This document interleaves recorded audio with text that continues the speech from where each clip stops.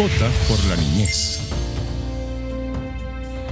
¿Cómo están? Bienvenidas y bienvenidos a Vota por la Niñez, este espacio donde las candidaturas presidenciales enfrentan los desafíos que viven nuestras niñas y nuestros niños en nuestro país. Porque la infancia no puede esperar, las políticas públicas son ahora, no en el futuro. En esta ocasión, y como siempre, nos acompaña Paloma del Villar, directora del Observatorio de la Niñez de Fundación Colunga. Gracias, Paloma. Esta es parte de una plataforma que reúne más de 280 organizaciones dedicadas al tema de la infancia, la adolescencia y la educación. Y en esta ocasión recibimos a la candidata de Chile Vamos, Amarillos y Demócratas, Evelyn Matei. Candidata, gracias por estar aquí con nosotros en Vota por la Niñez. Al contrario, Montserrat, Paloma, yo valoro enormemente esta invitación y este programa. Porque efectivamente yo creo que los niños y el drama que están viviendo los niños y también los adolescentes es terrible y está bastante invisibilizado en Chile.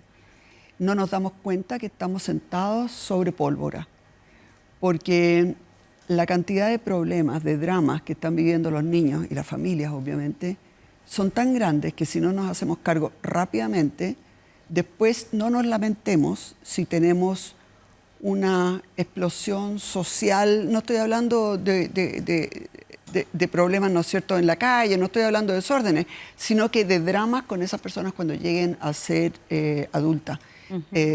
Es muy grave la situación. Así que muchas gracias por esta invitación y felicitaciones por el programa. Así es. Hoy día tenemos, como siempre, 3 ejes temáticos: bienestar, educación y protección, con una pregunta general, una cifra, y también estas tarjetas y participación de los niños. Así que nos vamos de inmediato al primer tema, que es el bienestar, y comenzamos con una cifra que duele, porque queremos contarle que 1 de cada 5 niños y niñas viven en hogares que sufren inseguridad alimentaria.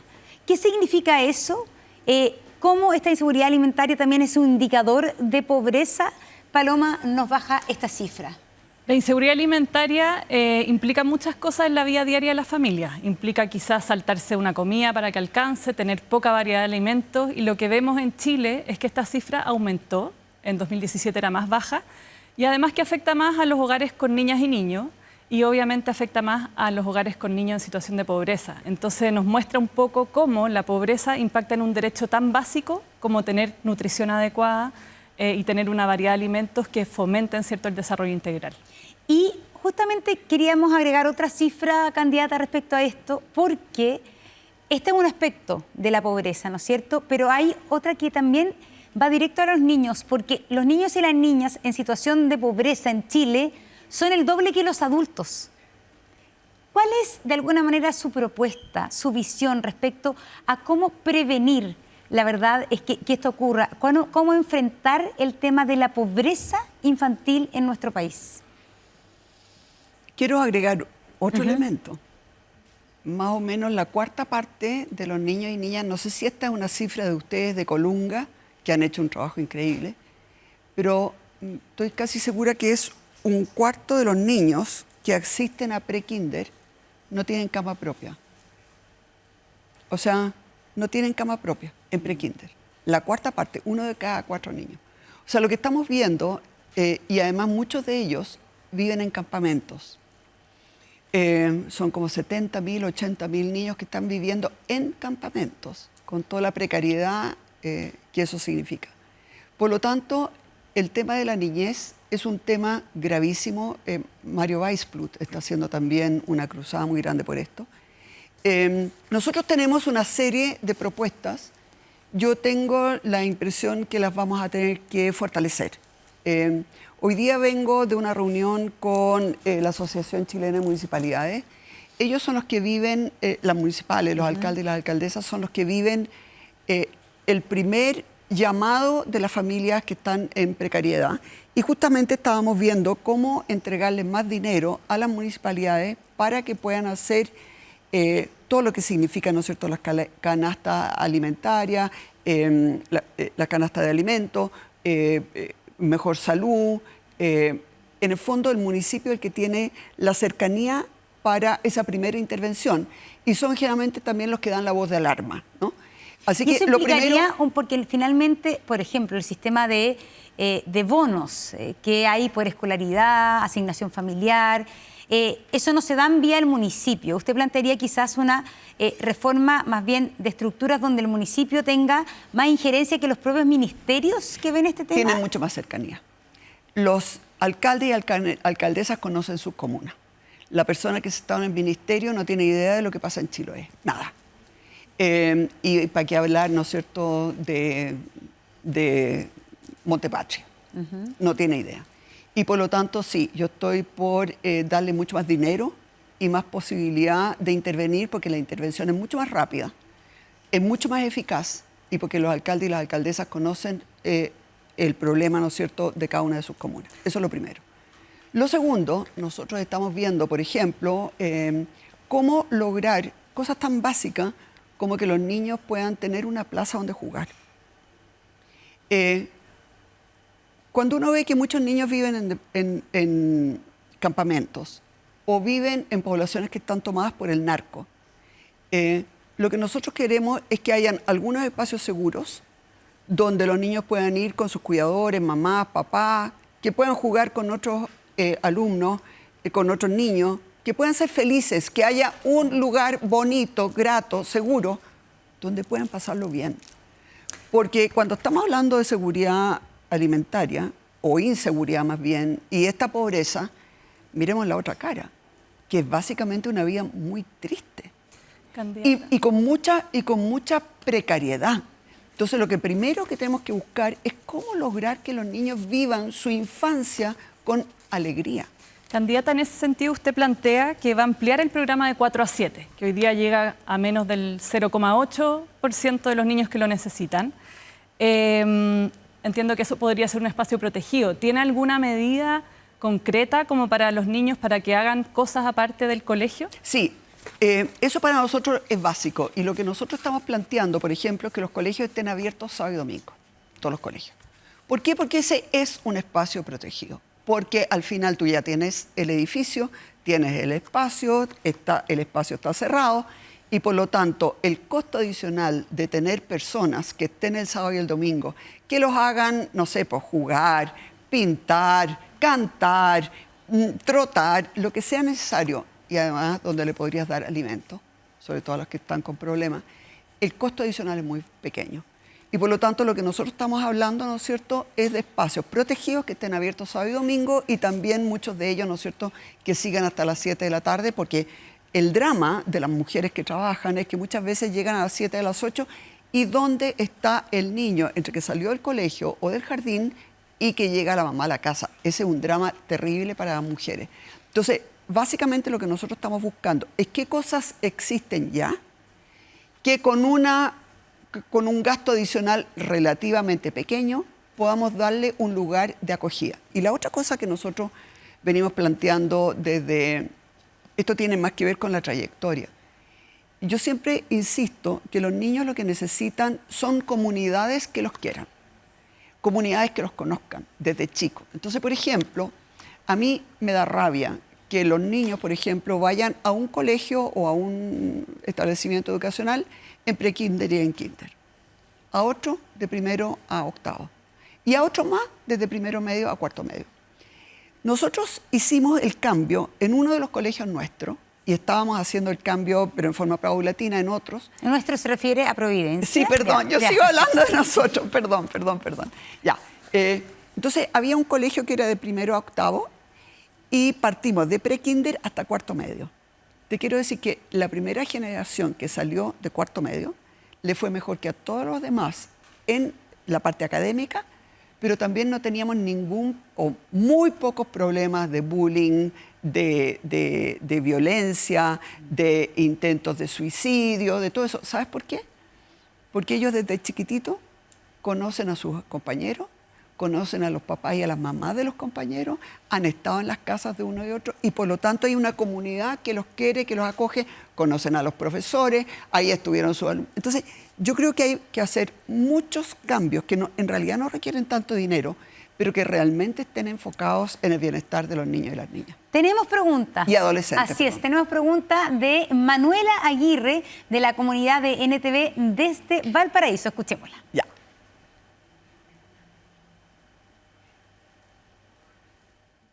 Hola, soy Manuela Aguirre, tengo 10 años y vivo en la región de Valparaíso. Y esta es mi pregunta.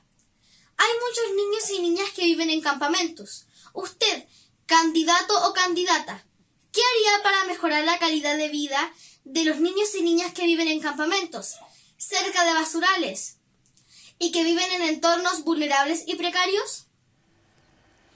¿Qué le respondemos? ¿Qué le responde, candidata, a Manuela? Nosotros tenemos todo un sistema de acceso a la vivienda por parte de mujeres que son mamás. Plantean, cuando decimos nosotros, en su programa. Que van a tener, sí, en nuestro programa. ¿Qué significa? ¿Que van a tener preferencia en los subsidios habitacionales? Sí, porque la mayoría de los niños y niñas que viven en la pobreza están a cargo de una mamá sola. No hay un papá que esté pagando la tuición, que esté pagando la pensión alimenticia. Es ella la que los saca adelante, ella la que tiene que salir a trabajar, ella la que tiene que ver dónde van a vivir. Entonces, nosotros... Por ejemplo, candidata, ahora es que estamos viviendo el tema de los campamentos de una manera, la verdad, y súper crítica. Sí. Hay un montón de aspectos que están en juego, porque está hoy día el desalojo, la demolición de campamentos que ha decretado la justicia y que se ha ejecutado. Está todo el tema de la gran toma de San Antonio. Pensando que usted fuera presidenta de la República, desde la perspectiva de la infancia, ¿cómo toma el tema del desalojo a los campamentos? Lo que nosotros tenemos que buscar es justamente, bueno, yo hoy día estaba hablando con la alcaldesa de Quilpué, María Carolina Corti, y le decía, ¿cómo lo hiciste? ¿Dónde están los niños? ¿Dónde están las personas? Y me dice, mira, tenemos todo bastante arreglado. Ella venía trabajando esto y preparándose desde hace mucho tiempo. Y nosotros, en el fondo, lo que vamos a tener que enfrentar como gobierno es cómo darle la prioridad en materia de acceso a una vivienda digna a familias que tienen niños, pero sobre todo a mujeres solas que tienen niños, porque esas son... Perdón, ¿tú querías hablar algo, Paloma? No, quería preguntarle, candidata, porque sabemos que el acceso a la vivienda se demora, los proyectos de vivienda se demoran, y hoy día un estudio de Fundación Recrea muestra que los niños que están en campamento llevan en promedio más de 6 años ahí. Eso tiene efecto en su desarrollo, en su desarrollo integral. Entonces, volviendo a la pregunta de Manuela de NTV, ¿qué va a hacer por mientras? Por mientras... Perfecto. Yo estaba hablando, ¿no es cierto?, de la solución final, que es vivienda, acceso a vivienda. Pero, perdón, ¿cuánto cuesta? Y por eso que yo quiero gente como a Claudio Bravo, por ejemplo, a cargo de deporte. Y por eso que estoy feliz conversando con Roberto Bravo en materia de música. Porque, ¿cuánto cuesta tener espacios lindos dentro del campamento o cerca del campamento, donde hayan arbolitos? Mientras tanto, si no hay arbolitos, les pondremos toldos para el verano, donde hayan juegos, donde haya alguien que les venga a enseñar a pasarlo bien, a ser felices, a ser niños. Eso no cuesta nada. Y eso es algo que perfectamente, ¿no es cierto?, dándoles el financiamiento a los alcaldes y las alcaldesas, ellos pueden organizar de manera local. Eso no cuesta nada. Y ¿sabes qué? Nosotros, por ejemplo, durante la pandemia, abrimos los colegios en Providencia y claro, buscábamos que los niños no estuvieran... Pero justamente de lo que más nos preocupamos es que los niños lo pasaran bien. Porque un niño que no es niño, que no corre, que no salta, que no está con otros niños, es un niño que no va a aprender. No va a aprender a leer, no va a aprender a matemática, no va a aprender nada. Pero además va a tener baja autoestima y va a ser finalmente una persona problema el resto de la vida. Y por lo tanto, lo que tenemos que, en el intertanto, hasta que lleguen a una vivienda digna, que como tú dices, se demora, lo que nosotros tenemos que hacer es lo que hicieron en Medellín. Yo fui a Medellín y básicamente lo que hacen son programas comunitarios enfocado en que el niño, sea alegre, sea feliz, se sienta querido, se sienta con una comunidad que lo apoya. Eso es lo que hay que hacer entre medio. Vamos al segundo tema de nuestra edición de hoy. Es el tema de educación y atención con la siguiente cifra, porque 1 de cada 4 alumnos de cuarto básico obtiene nivel insuficiente en la prueba CIMSE de lenguaje. Vamos a hablar específicamente sobre el tema de la lectura, pero vamos a también presentar otros aspectos de lo que es el problema de la educación inicial. Claro, y porque sabemos que las habilidades de lectura se forman en la primera infancia, de los 0 a los 5 años, y hoy día tenemos que 1 de cada 4 niños en Chile no accede de los 3 a los 5, esa etapa tan crítica a la educación inicial. Según la OCDE, llevamos 10 años estancados en cobertura. Sí. ¿Cuál es su principal política entonces y su principal propuesta, candidata, para fortalecer la educación inicial, esta de los 0 a los 5 años, y también para garantizar la calidad de los establecimientos? Sí, nosotros tenemos comprometido, no me acuerdo cuánto, perdóname, pero no me acuerdo de cada cifra, pero nosotros tenemos comprometido expandir el acceso a la educación inicial. No me acuerdo. Lo que nosotros sí estamos comprometiéndonos, no comprometiéndonos, nuestra meta es que los niños aprendan a leer en primero básico. Esa es nuestra meta. Vamos, perfecto, por eso pero ahora, respecto a lo que es fortalecer la educación inicial, sí. Hoy día, a ver, una posibilidad que han hecho otros países, por ejemplo, es adelantar la obligatoriedad de la educación. En Chile la educación es obligatoria a partir de los 6 años. ¿Se plantea, por ejemplo, como una propuesta de su gobierno, adelantar la obligatoriedad en la educación? No, eso no, pero sí, aquí lo tengo, es ampliar la cobertura de salas cunas y también de jardines infantiles y equiparar el financiamiento entre los distintos jardines, porque hoy día los BTR reciben menos dinero, ¿no es cierto?, que otros.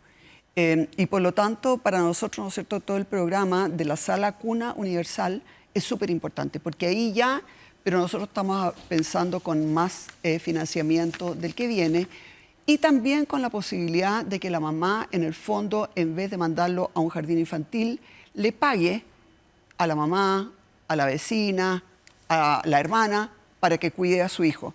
Porque muchas veces las mujeres en Chile prefieren que su hijo se quede a cargo de un adulto más que mandarlo a una sala cuna. Entonces, queremos una mayor cobertura de la sala cuna con el proyecto de ley que está en el gobierno, pero que nosotros creemos, en el Congreso, pero que nosotros creemos que se debe mejorar. Al mismo tiempo, con más financiamiento, con esta posibilidad, además de que tú lo puedas llevar a un jardín infantil privado, si te queda más cerca de la casa, ¿por qué no?, que le puedas pagar a una persona para que te cuide a tu hijo. Eso es como en la primera infancia. Después, pero un segundito, ¿eso ¿sí? quiere decir que eventualmente se le va a dar una asignación directa claro. en un monto de plata, un voucher a la madre, al padre o a la familia para que le paguen a un cuidador X? Y eso finalmente no puede poner en algún momento en riesgo a el propio niño, porque finalmente los jardines infantiles tienen de alguna manera una institucionalidad que garantiza ciertas cosas para los niños. Nosotros creemos que desde la mamá desde los medios, desde las tías, las educadoras, no hay que decir, desde la educadora, pero acá es un voucher que se le puede pagar a cualquier persona. ¿Cómo se controla eso? Nosotros creemos que la mamá y el papá tienen el derecho de ver qué es lo mejor para su hijo y su hija. Y eso puede ser un jardín infantil privado que está cerca de la casa, eso puede ser la mamá o la hermana. ¿Qué es lo que está pasando hoy día en la mayoría de las familias? Hoy día la mayoría de los niños están a cargo de una persona como ella. Y eso nos permite, en forma mucho más rápida, lograr que la mamá tenga una posibilidad de dejar su niño en condiciones que a ella le da tranquilidad y que pueda trabajar. Candidata, entiendo que usted habla de eso para la primera infancia de los 0 a los 2 años. Sí. Pero sabemos que de los 3 a los 5... No, ahí ya no, pues. Ahí ya tiene que ser pre-kinder y kinder, porque además las chilenas y los chilenos están dispuestos a mandarlo a partir de los 3 años. Pero a los 1 y 2, las mamás en Chile en general no los quieren mandar a una institución, porque dicen que se enferman, los quieren más cerca. Y en ese Así que sentido, sí. ¿cómo garantizamos o cómo apoyamos a esas mamás para que además puedan entregar herramientas educativas? Sé que suena raro porque son muy pequeñitos, pero sabemos que el lenguaje se forma desde que uno nace.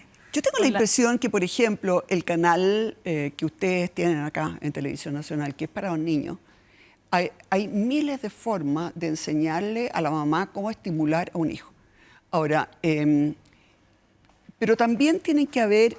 Nosotros, por ejemplo, en Providencia teníamos una instancia que le llamábamos criar en tribu. Porque la mamá que tiene un niño muchas veces no sabe si lo que está pasando es normal, si no es normal. El hecho de tener una comunidad de otras mamás que tienen niños más o menos en la misma edad, que uno pueda compartir, oye, me pasó esto, no, a mí me pasa cada rato, yo tuve 2 niños antes, no te preocupes, eso es... pero reacciona de esta manera. A cargo de un psicólogo, a cargo de personas que saben, ¿no es cierto?, de niñez, pero también esa comunidad que se da con otra mamá. Pero ese sería un programa nacional de creación de comunidades. Claro, exactamente. Y nuevamente a cargo de las municipalidades, porque son las que tienen la cercanía. A nosotros, por ejemplo, eso en la municipalidad nos resultó muy bien. Sobre todo nos resultó muy bien con niños TEA, donde la mamá, la cuidadora, el papá, no saben cómo jugar, no saben cómo estimularlo. Entonces, crear ahí una comunidad, bueno, teníamos además unas salas muy bien equipadas, donde les enseñábamos a las mamás, a los papás, qué hacer en una crisis. Incluso, me acuerdo que con una fundación trajimos como a 17 especialistas en salud bucal. Porque si tú te imaginas el drama que llevar a cualquier niño al dentista, con un niño TEA, el drama es 10 veces peor y 100 veces peor. Entonces, lo que nosotros estamos viendo es básicamente comunidades, alegría, espacios cuidados, pero ya en materia ya de prekinder y kinder, nosotros trabajamos con un grupo de fonoaudiólogos que nos mostraron cómo a los niños que realmente no lograban aprender a leer y a escribir, con unas preparaciones de fonética, de sonido, de asociar los sonidos, realmente los niños aprendían así. Entonces, yo creo que también tenemos que empezar a impulsar nuevas tecnologías para que los niños realmente jugando, pasándolo bien, estén mucho más preparados para aprender a leer. Sigamos con educación. Sigamos con educación, elija una de estas tarjetitas. Al tiro. Solamente quiero señalar que nosotros logramos que todos nuestros colegios estuvieran en 300 puntos en CIMSE cuarto básico. Y quiero decir que el 80% de los niños eran de otras comunas y muy carenciados, ¿no?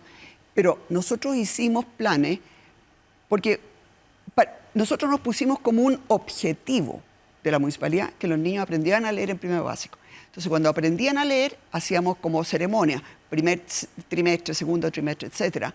Ellos leían frente a sus padres, les regalábamos un libro, se sentían orgullosos. O sea, hicimos todo un juego y todo un estímulo. Y además a los niños que estaban más retrasados, le poníamos un profesor particular. 3 veces a la semana, 20 minutos. ¿Y usted cree que se puede replicar eso? Se puede, porque no es tan caro. Ya. Sí. Vamos con una tarjetita, pues 4 o 5, ahí están los números, elija una pregunta y me pasa la tarjetita candidata, es la pregunta número 5.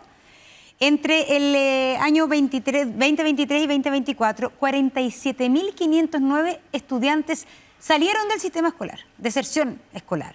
¿Qué medidas específicas propone para revertir la inasistencia grave y la desvinculación escolar que hoy día estamos enfrentando? Quiero primero decir lo grave que es eso.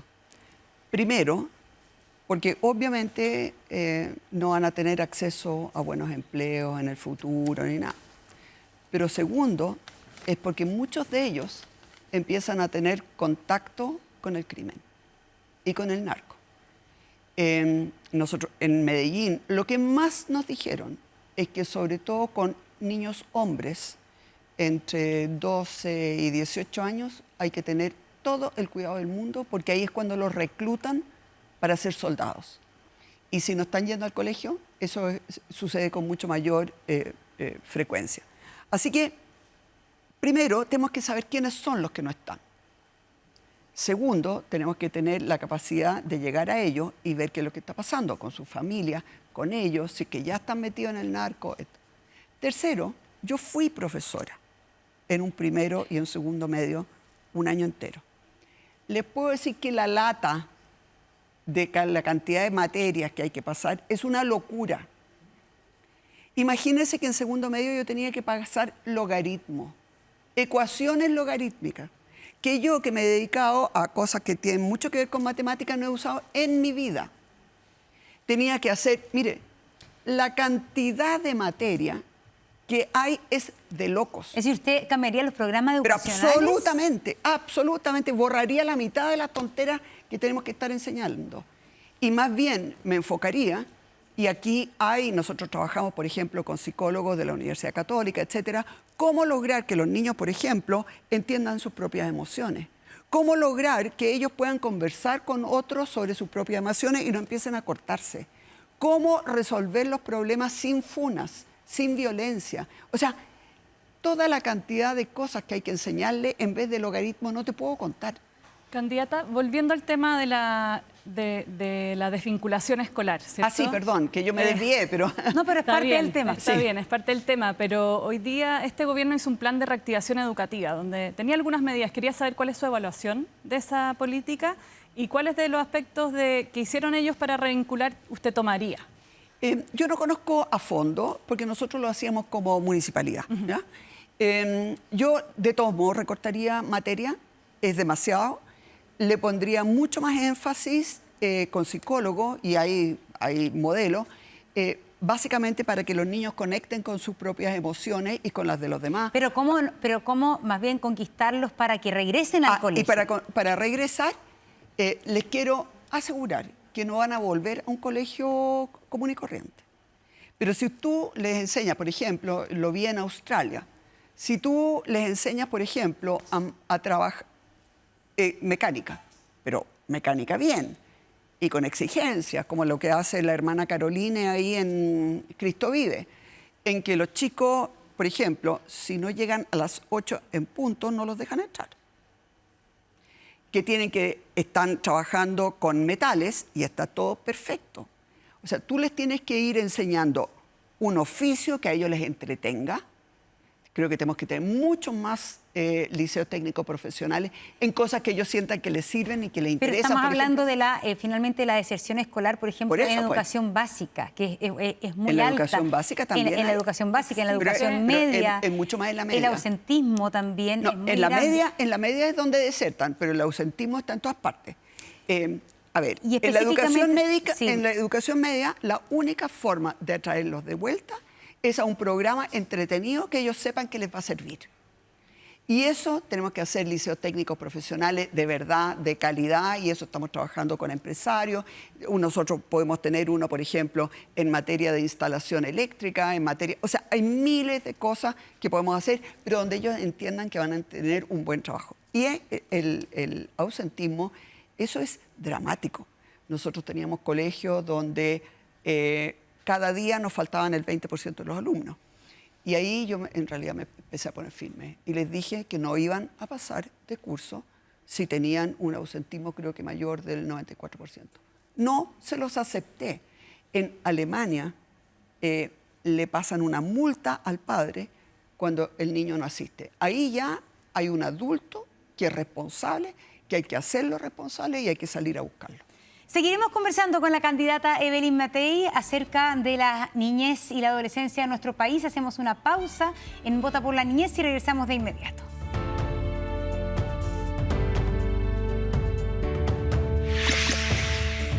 Vota por la niñez. Vota por la niñez. Bueno, volvemos a Vota por la Niñez y vamos a comenzar este último bloque temático que es sobre la protección de la infancia y todo el sistema que se encarga de resguardar a los niños y a las niñas y adolescentes que han sido gravemente vulnerados en sus derechos. Y vamos con una cifra que refleja algo de lo que es esta realidad, porque 1 de cada 6 niñas o niños que viven en residencias de protección está separado de sus hermanos en distintas instituciones, ¿no es cierto? Pero esta es una cifra que revela un poco quizás todavía las debilidades que tiene nuestro sistema de protección. Sí, y esa es una cifra que viene de un estudio de opinión que hizo la Defensoría de la Niñez a los niños que viven en la residencia. Y claro, como muestra eso, 1 de cada 6 dice que sus hermanos están en otras residencias. La ley que creó el sistema de protección especializada dice que el derecho que los niños tienen que estar con sus hermanos. Se supone que íbamos a avanzar un sistema de residencias familiares, pero eso todavía no ocurre. Hoy día hay 5.000 niños y niñas viviendo en residencias por vulneración grave de sus derechos. ¿Qué le dice a usted, candidata, esta cifra y esta realidad respecto a estos 5.000 niños? Son 5.000 niños que viven en residencias en Chile. Déjeme contarle lo que nos pasó a nosotros en Providencia. Nosotros teníamos 2 casas relativamente cerca del Hospital Calvo Maquena. Entonces nos contactaron de Mejor Niñez a ver si que les podíamos entregar en comodato la casa, porque muchos de esos niños necesitan estar cerca del hospital porque estaban recibiendo algún tipo de tratamiento médico. Lo hicimos de inmediato. Se la arreglamos. O sea, de verdad, lo hicimos con mucho cariño. Eran casas... O sea, podríamos haber recibido muchos miles de millones de pesos porque estaban muy bien ubicadas. A los 2 meses empezaban los vecinos indignados. Nosotros, o sea, primero, maltrato. Segundo, varias veces alguien de la municipalidad llegó y entró a esa residencia sin que nadie le dijera, oiga, ¿usted cómo se llama? ¿Qué hace aquí? ¿Por qué entró? Nada. Los niños de repente se subían al techo y podían estar gritando 1 hora. No pasaba nada. En otra residencia, que estaba un poco más lejos, los niños se escapaban y destruyeron 2 o 3 autos de una comercializadora de autos que estaba a media cuadra. Es un desastre. Es un desastre lo que ocurre al interior. Y yo creo que lo que nosotros tenemos que hacer es explorar mucho más familias de acogida. La verdad es que tener una familia que se hace cargo de un niño y que le da a ese niño el cariño es muy distinto de lo que ocurre en las residencias. ¿Y qué medida concreta plantea usted para justamente prevenir, evitar que los niños tengan que terminar, por ejemplo, en una residencia, para no llegar a ese punto, candidata? Nuevamente, es el trabajo con los alcaldes y las alcaldesas, que son los que conocen la realidad. Si el drama de todos estos proyectos es que se piensan desde Santiago, desde un escritorio, sin conocer los territorios. Y los territorios es muy distinto, por ejemplo, en una comuna rural que en una comuna sobrepoblada como puede ser en Santiago. Y por lo tanto, esto yo creo que lo tenemos que trabajar. Yo quiero decirles que en esta materia yo no tengo una solución. No la tengo todavía, la estamos buscando. Y por eso que valoro tanto que hayan tantas instituciones dedicadas a la niñez, pero quiero decir que es absolutamente imprescindible meter acá a las municipalidades porque son las que tienen la llegada más rápida y ellos son los que lo conocen. Pero también creo, miren, cuando yo era ministra del Trabajo y estábamos viendo, por ejemplo, qué capacitación funcionaba para los trabajadores, nos dimos cuenta que todas esas capacitaciones de la OTEC y de la OTIC no funcionaban para nada. ¿Cuáles sí funcionaban? Aquellas de instituciones ligadas a alguna creencia religiosa, sin fines de lucro, como Cristo Vive, como Infocap, como Romanos 12, etcétera, donde básicamente el objetivo no es ganar dinero, sino que hay un objetivo espiritual de ayudar a otros semejantes que lo están pasando mal. Eso, y te digo, hicimos un muy buen trabajo, eran los únicos que sacaban a los trabajadores adelante.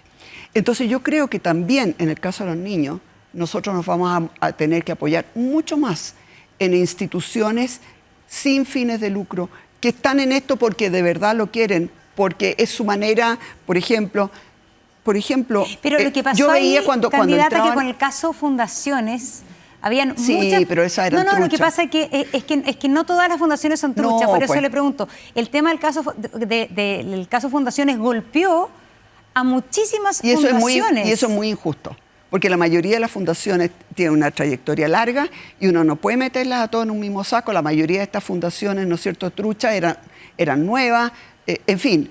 Y uno además puede y debe fiscalizar. Pero lo que yo quiero señalar es, por ejemplo, una familia evangélica, te aseguro que va a sacar al niño adelante. Lo va a sacar. Una familia evangélica de verdad. Una familia católica. Pero lo va a eso sacar implica adelante. entonces que hay que tratar de tender a que las familias...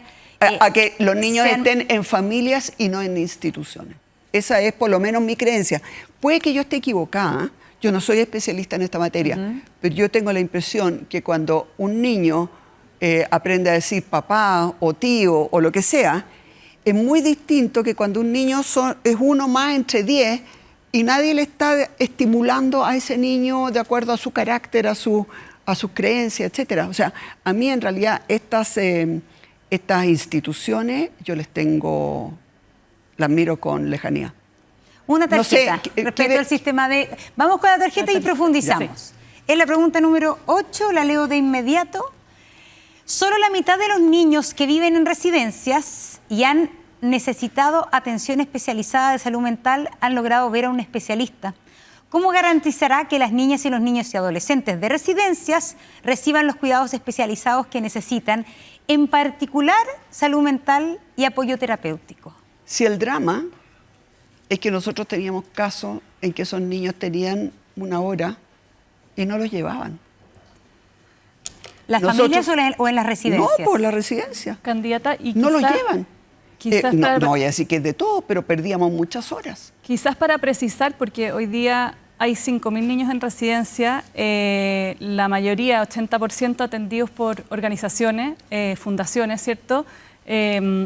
Y reciben esas organizaciones un tercio menos de lo que se de le lo da en que el recibe el Estado. Eso no puede ser. Y eso dificulta, obviamente, Obvio. la... O sea, yo la- no sé por qué un niño vale 1 y el otro vale 3. Entonces, ¿hay alguna No lo medida entiendo. concreta para cambiar esa realidad? Obvio. O sea, no puede ser. Porque ahí, en el fondo, es esa alergia que tiene este gobierno, ¿no es cierto?, a todo lo que sea privado. Y yo le quiero decir, aquí no se trata de la institución privada o no, se trata del niño. ¿Por qué por un niño estamos dispuestos a pagar 100 y por otro niño estamos dispuestos a pagar 300? Si eso es lo más injusto que puede haber.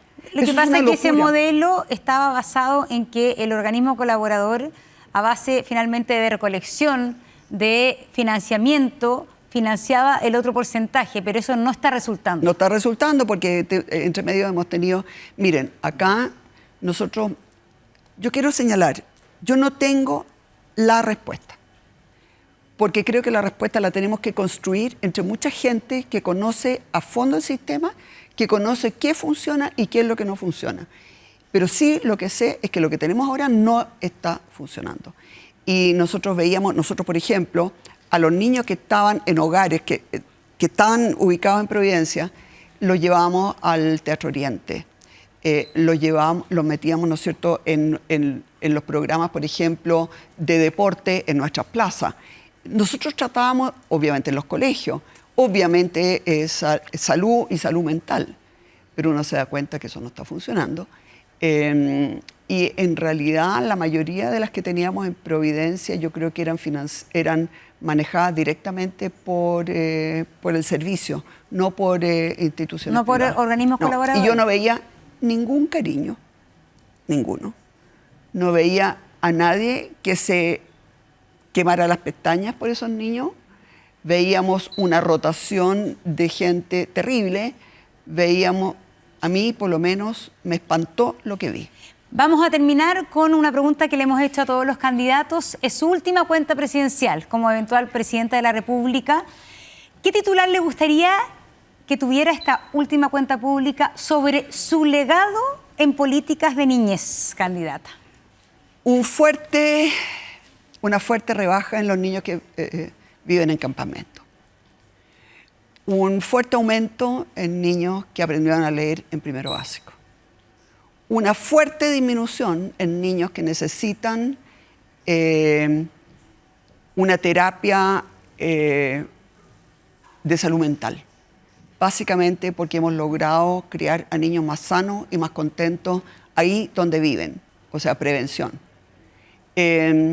Y básicamente una sensación de que por fin estamos empezando a avanzar en cuidar a nuestros niños, niñas y adolescentes.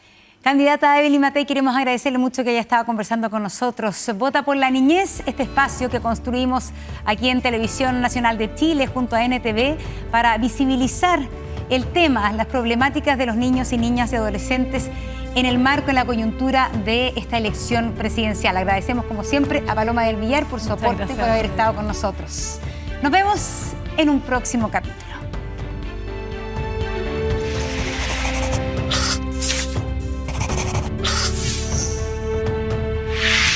Vota por la niñez.